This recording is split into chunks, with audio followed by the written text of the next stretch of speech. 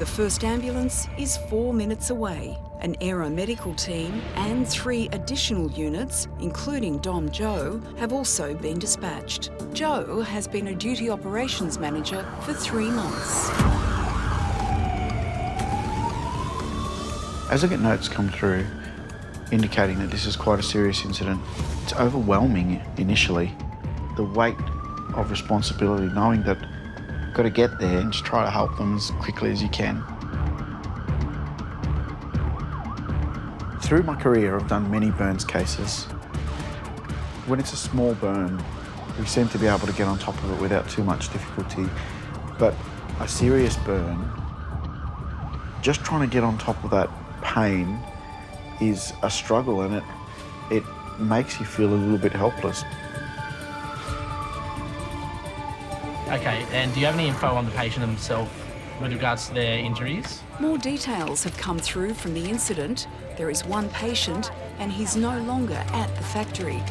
The patient's actually run something like 150 metres from the factory fire to the metro station.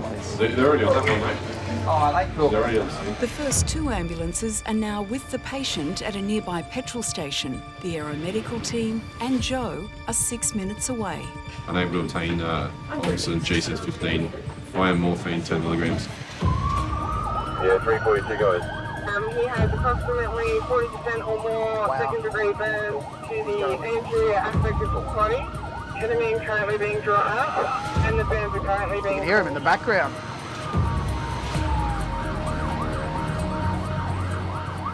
I can feel my heart speed up a little bit. I can feel my palms start to sweat up. Come on, matey. 40% burns is horrendous. The prognosis for that patient is not good.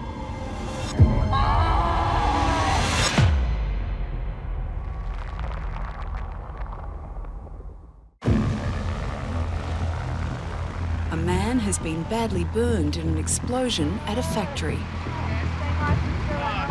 As a duty operations manager, Joe is in charge of the scene until the medical team arrives. So team, we're gonna get him out. We're gonna pull him back out to intubate him. So we just need to shield him from media, one and the same. The factory fire is just behind. Paramedics treat the burns and administer pain relief. Give them a little bit more fentanyl. It catches you off guard sometimes. Knowing the extent of how serious this is and knowing how painful this is.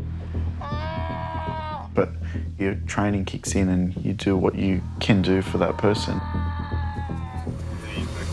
Care flight's just arrived, yeah?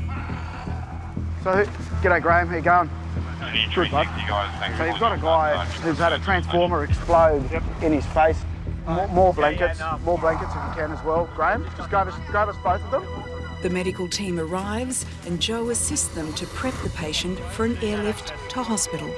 Make sure your oxygen is on and the back tap is working. CO2 is a little bit high. So your sats, your trees, you got one, you're happy with it?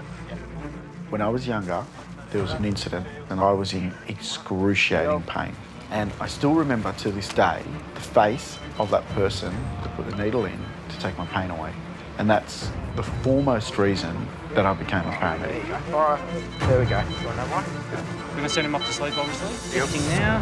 Okay, I have cords. That's cords there. Due to the severity of the trauma, the patient is placed in an induced coma. The team intubate him to keep his airway functional. The biggest threat to the patient's life is suffocation due to airway burns, so the team must get him to hospital for immediate treatment. On, thank you, and ventilate. Okay, I have misting in the tube. Suction off, please, Dave. Sats are still 100%. Nice work, guys. Let's get him tied in and packaged. The decision was made to put the patient to sleep because we could see that there is no amount of pain medicine that we could give that person to control their pain. Can you get under the head? Inspector 37 Sydney. We made that decision to make them forget ultimately so that they wouldn't remember the horrendous suffering that they're going through. What's that? About 100%. I'm happy with the blood pressure. Okay, so guys, we're then going to cling film the major areas. Yep. Okay, then a soft sheet over the top. We're going to probably need another set of fluids as well, Joe. Yep, no drama, that's easy. His wounds are dressed to protect against infection. How long till we're ready to go back in the car, Joe? For your wrapping? So for wrapping, we've almost done, mate. Like probably another minute. Keep going, yeah. The patient is now stable enough to be airlifted to hospital, but he remains in a critical condition. All right, good. He'll be flown to a specialist burns unit at a hospital nearby. I want that on my last wrap. Okay. This person's condition could go either way. He could deteriorate and he could go into a cardiac arrest. Fair to lift. Lift. I can't help but think how much of a journey this person's got in front of him. The chance of him even making it through this is really slim. 37, thank you. Care Flight 3 is in the air with patient and they're inbound. And I'll call you shortly for a code 3. I'll be understood, thank you. Awesome.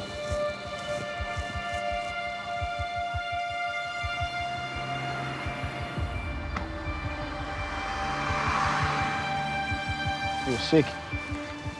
He was really sick. We're very lucky if he survives this. May not. And the sad part is that we don't even know who he is yet. His family have no idea what's just happened to him and where he is. Just horrendous.